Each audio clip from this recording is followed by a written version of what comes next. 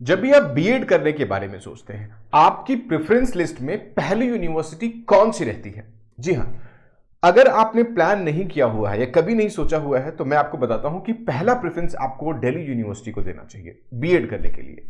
DU being a central university, यहां से अगर आप बीएड करते हैं तो उसके बहुत से फायदे हैं। आपको प्रैक्टिकल नॉलेज बहुत मिलती है और सबसे बड़ी बात की जो जॉब सिक्योरिटी है वो डीयू के साथ बहुत अच्छी है।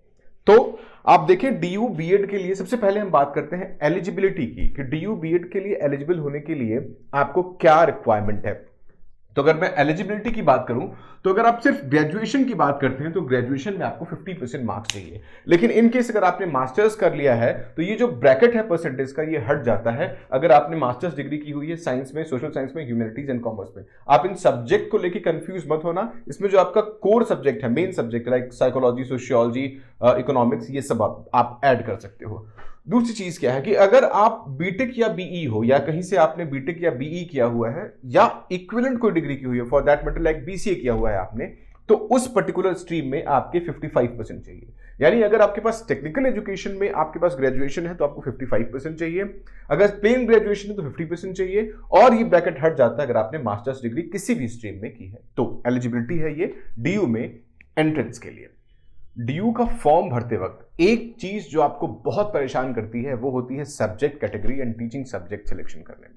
बहुत टिपिकल केसेस होते हैं। आइए बहुत ही आसान शब्दों में इसको समझते हैं और इसके साथ साथ आप स्क्रीन पे भी चीजें बड़े आराम से देख सकते हैं। और ये सारी की सारी चीजें इनके प्रोस्पेक्टस से ली गई हैं, तो आप कंप्लीट बिलीव कर सकते हैं कि सारी इंफॉर्मेशन ट्रू और करेक्ट है।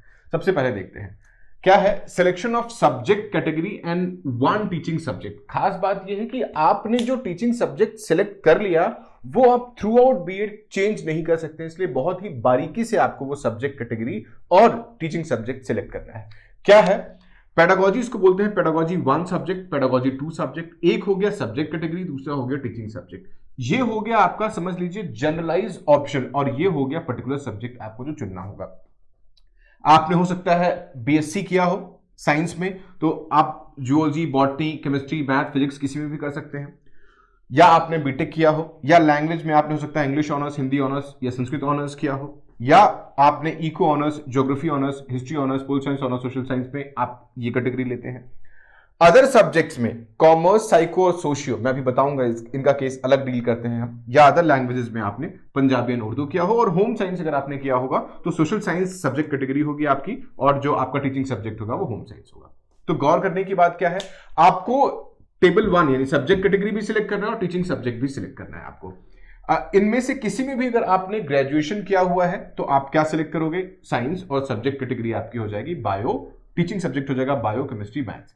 इनमें से कोई भी एक रैंडमली आप सिलेक्ट कर सकते हैं। लेकिन अगर टीचिंग सब्जेक्ट में आपको कॉमर्स, साइको या सोशियोलॉजी सिलेक्ट करना है तो इसके लिए आपके पास मास्टर्स डिग्री होना बहुत जरूरी है। मैं रिपीट कर रहा हूं, अगर आप बीएड के बाद क्या पढ़ाना चाहते हैं, कॉमर्स, साइकोलॉजी और सोशियोलॉजी, तो आपके पास मास्टर्स डिग्री इसमें होनी चाहिए, तभी आप जाके टीचिंग सब्जेक्ट में इन तीनों में से कोई भी एक सिलेक्ट कर सकते हैं।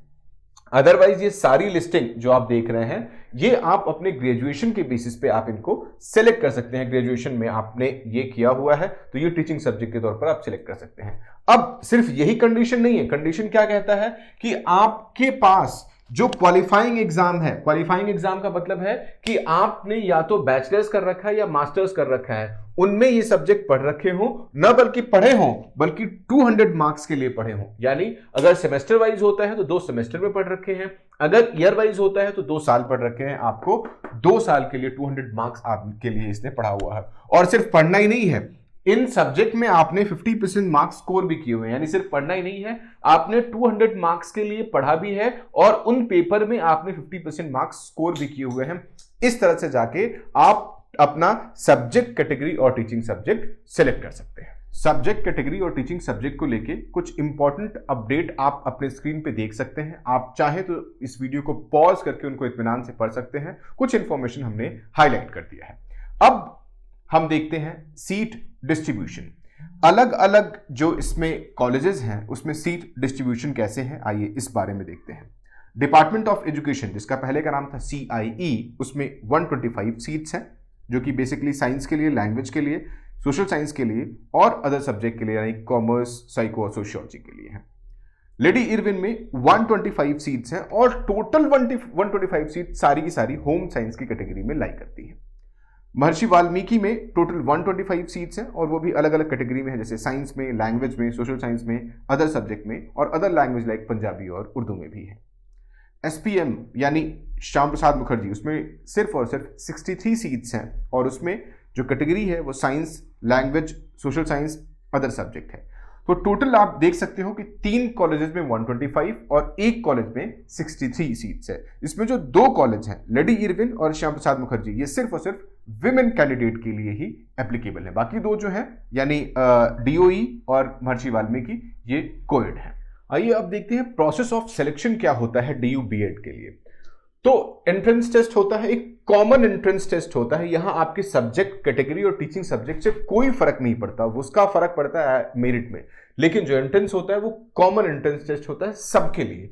400 मार्क्स का होता है, टाइम इसका यूजुअल 2 आवर्स का होता है। जो कंडक्टिंग बॉडी है वो NTA है, नेशनल टेस्टिंग एजेंसी है। नंबर ऑफ क्वेश्चंस 100 रहते हैं, राइट आंसर पे +4, रॉन्ग आंसर पे -1। और ये कॉमन एंट्रेंस टेस्ट सबके लिए है। कहां से क्वेश्चंस आता है आप देख लें। साइंस, सोशल साइंस और मैथ्स अप टू 10th और अप टू 12th का क्वेश्चन आना ही आना है। लैंग्वेज कॉम्प्रिहेंशन यानी हिंदी इंग्लिश की कॉम्प्रिहेंशन से ही ग्रामर के क्वेश्चन बनाए जाते हैं। और जनरल अवेयरनेस में सोशियोलॉजी, पॉलिटिकल साइंस, इकोनॉमिक्स, इनके क्वेश्चंस आते हैं। लेकिन अगर आप बारीकी से गौर करें कि कौन से सब्जेक्ट का डोमिनेंस ज्यादा रहता है, तो साइंस और मैथ्स के क्वेश्चन सबसे ज्यादा आते हैं। उसके अलावा लॉजिकल रीजनिंग भी अच्छे से पूछा जाता है। तो आप सबको पता है कि हमारी जो कोचिंग है ASUG, वो BEd के किसी भी लेवल की तैयारी कराती है, चाहे UP BEd हो, IPU BEd हो या DU BEd है। तो अगर आप इस कोचिंग से जुड़ के DU BEd की तैयारी करना चाहते हैं तो इस गिवन नंबर पे कांटेक्ट करके आप हमारी कोचिंग से जुड़ सकते हैं या YouTube के माध्यम से भी पढ़ सकते हैं।